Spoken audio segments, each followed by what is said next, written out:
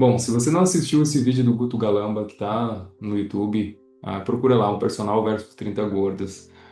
Eu vou falar um pouco da minha visão sobre esse vídeo e alguns pontos muito interessantes, tá? A primeira questão, realmente, está ali ligado ao que ele traz na abordagem da ciência, né?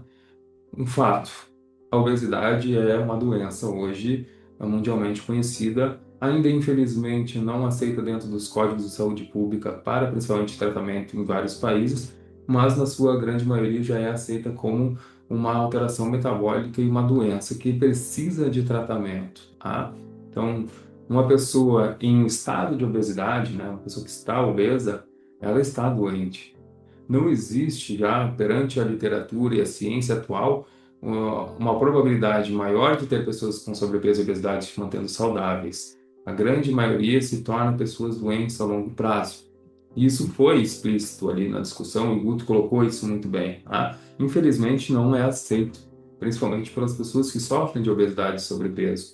Elas analisam a sua condição atual, na fase adulta, e relacionam, pelos exames e pela sua condição, que não há limitação física, motora, cognitiva ou alteração clínica que justifique o emagrecimento. E aí mora o erro. Sim, pode ser que uma pessoa com sobrepeso ou obesidade envelheça sem problema algum com morbidade. Tá tudo certo. Mas isso é a exceção, não a regra. A grande maioria das pessoas com sobrepeso e obesidade vão carregar mazelas, e aí entra também a temática da discussão de saúde pública, o impacto financeiro que isso traz para o Estado, mesmo na temática deles dizendo que pagam o meu imposto, isso e aquilo, estão no direito, está tudo certo, mas pensa comigo, é uma doença evitável, é uma doença que poderia ser abdicada praticamente em unanimidade dentro do nosso planeta. Como ele coloca ali, é verdade, de 3 a 5% das pessoas sofrem um polimorfismo genético, uma alteração genética relacionada a uma maior predisposição a estar com sobrepeso e obesidade.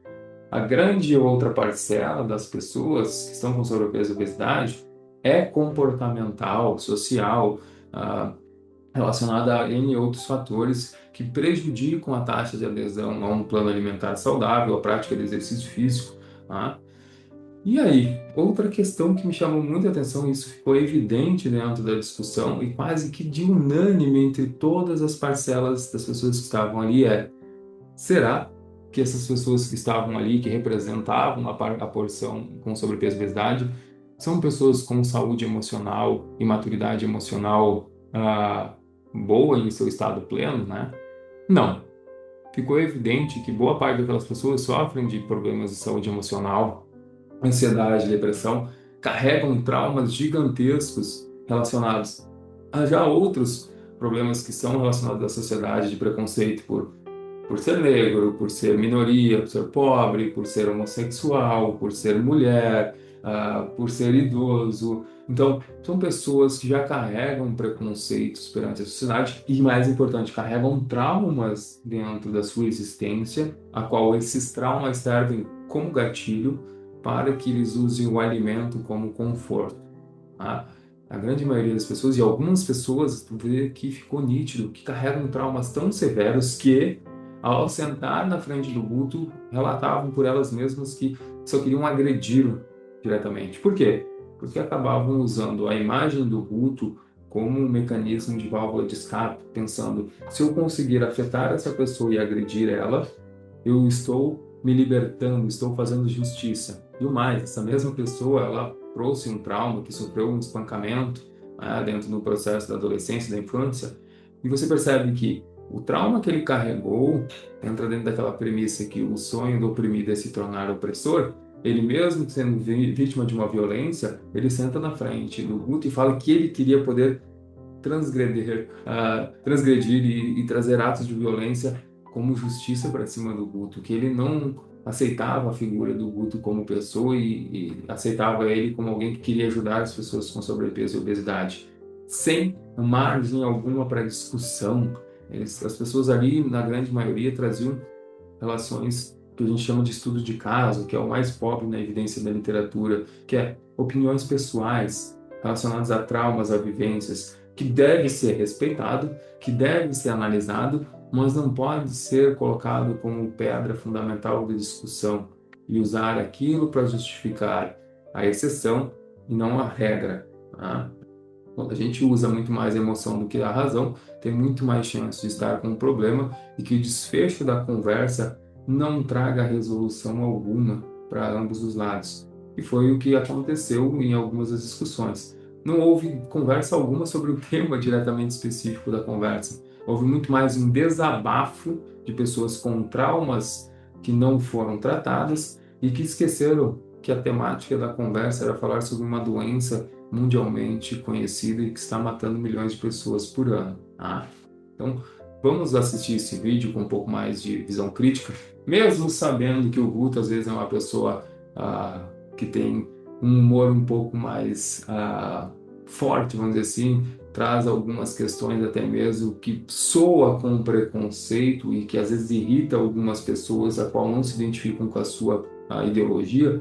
Saber que boa parte da conversa ali se baseia realmente em evidência na literatura, em ciência. Não a pessoa Guto Galamba, mas sim a ideia e o contexto da sua argumentação é baseada em evidência científica. Existem outras questões ideológicas, financeiras, que trazem o hype para dentro do contexto em que ele argumenta, que se justifica dentro da temática dele, e isso é responsabilidade dele. Mas tem que ser analisado, sim, o contexto científico da mensagem que ele deixou.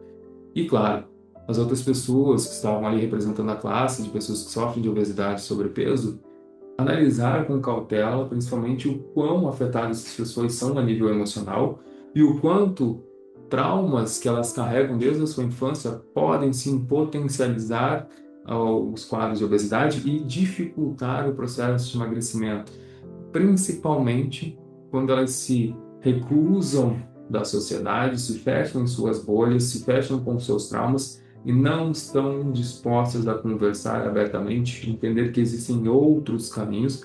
Claro que sim, podem levar muito mais tempo, podem necessitar de muito mais esforço, para qual algumas outras pessoas pode ser que não seja tão dispêndio energético, não seja tão frustrante ou tão difícil.